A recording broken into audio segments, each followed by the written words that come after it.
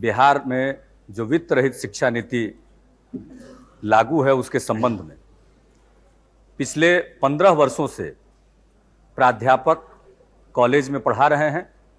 College को university से सरकार से मान्यता मिली हुई है, लेकिन वहाँ के शिक्षकों को, प्राध्यापकों को और शिक्षकेतर कर्मचारियों को कोई तनख्वाह नहीं मिलती। ये वित्त रहित शिक्षा नीति जी 15 साल से वित्त रहित शिक्षा नीति चल रही है। कांग्रेस के जमाने से जगन्नाथ मिश्रा जी की देन है, वहाँ जब वो मुख्यमंत्री थे, और उस समय से अब तक चला आ रहा है। इसके संबंध में एक बार नहीं अनेक बार ज्ञापन दिए जा चुके और अंत में आजीज होकर के लोग यहाँ आए। राष्ट्रपति को उन्होंने ज्ञापन दिया, प्रधानमंत्री को ज्ञापन दिया और नंग धड़ंग प्रदर्शन किया, जिसके बारे में संसदीय कार्य मंत्री श्रीकांत जेना जी ने भी मुझसे पूछा कि ये क्या होता है, और उन्होंने मुझको बताया कि प्रधानमंत्री जी भी पूछ रहे थे कैसा बिहार है, होता क्या। तो ऐसी स्थिति है। अब वहां पर अभी प्रधानमंत्री जी गए थे। अब बिहार में जो कुछ भी हो रहा है ये किससे छिपा हुआ नहीं है, और न बिहार सरकार के बूते के अंदर की चीज है कि उन लोगों को तनख्वाह दे, वेतन दे।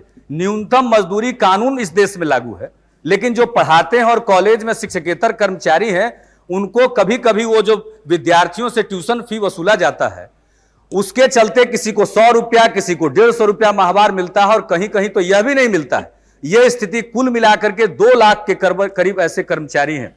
इसलिए अध्यक्ष महोदय, आपका ध्यान आकृष्ट हम सरकार का करना चाहते हैं कि उनकी समस्या पर ध्यान दें। ये राज्य का विषय मान करके अगर छोड़ देंगे तो वो भूखमरी के शिकार हो रहे हैं। कई लोग भूख से मर चुके हैं, इसकी खबरें भी आ चुकी हैं। इसलिए इस पर मानवीय दृष्टिकोण से देखिए और इस पर विशेष प्रयास किया जाए। और इसके साथ ही अध्यक्ष महोदय, जहां एक तरफ यह स्थिति है, वहां दूसरी तरफ जो विश्वविद्यालय है, जहां जो वित्त रहित शिक्षा नहीं है, जहां वित्त सहित शिक्षा लागू है, कॉन्स्टिट्यूएंट कॉलेज है, वहां भी 4 महीने से 5 महीने से लोगों को तनख्वाह नहीं मिलती। अभी परसों मुझको अपने क्षेत्र में कॉन्स्टिट्यूएंट कॉलेज है, एन कॉलेज बाढ़ में, वहां हमको जाना पड़ा और वहां देखा कि 5 महीने से तनख्वाह नहीं मिलती। यह अनेक यूनिवर्सिटी की स्थिति है। इसलिए सरकार ध्यान दे।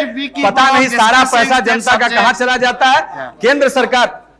केंद्र सरकार इसमें कुछ पहल करे, लोगों को भूख से मरने से बचाए, और जो एमए है, पीएचडी है, ऐसे लोग हैं, 2 लाख लोग ऐसे इस भूखमरी के शिकार हो रहे हैं, ऐसे लोगों को बचाया जाए। आपसे भी हम आग्रह करेंगे अध्यक्ष महोदय कि इस मानवीय स्थिति को समझ करके मानवीय आधार पर आप कुछ निर्देश दें। अध्यक्ष महोदय, माननीय नीतीश जी ने जो बात उठाई है ये बहुत ही गंभीर समस्या है, और बिहार यहाँ पर हमारे मंत्री बैठे हैं। बिहार सरकार को निर्देश दे इस संबंध में कि जो वित्त रहित हमारे जो वहाँ शिक्षक हैं उनके भविष्य का क्या होगा। आज वो लोग बिल्कुल ही अपने निराश होकर और जीवन बिता रहे हैं। शिक्षक और विद्यार्थियों का अनुपात क्या होना चाहिए और उसका भी जवाब सरकार ने दिया है।